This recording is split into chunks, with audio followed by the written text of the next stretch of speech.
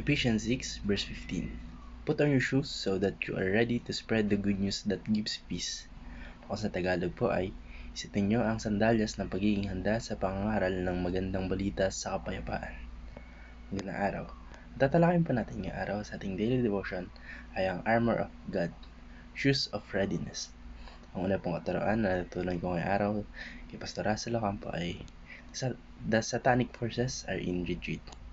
Sa tuwing nagbabagi po kasi tayo ng salita ng Diyos at habang sinusurrender na rin natin yung ating buhay sa ating Panginoon, yung territory po ni Satanas ay kumakunti ng kumakunti.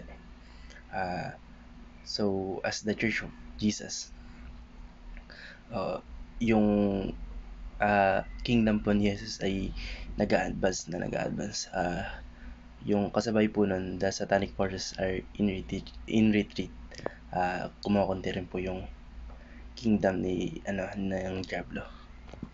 Ang natutunan ko lang po sa pangalawang katuroan ni Pastor Russell Ocampo ay ang the gospel of the kingdom advances.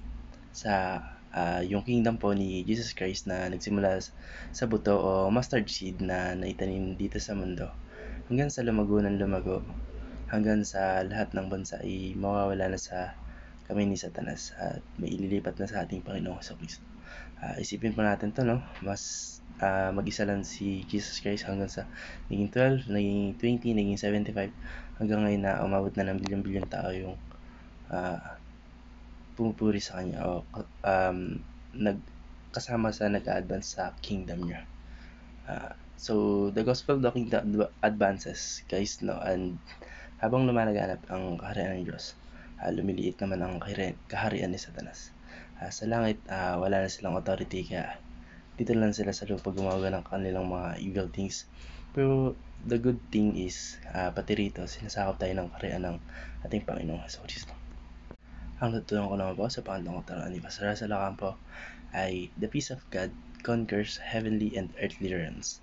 Sa heavenly realms po, napalayas na po si Satanas dun mula nung pagbalik ng ating Panginoong Kristo sa kalangitan. Pero tuloy-tuloy pa rin po ang laban na kagaya po na nangyari dito sa lupa. Habang nilalabanan natin yung kingdom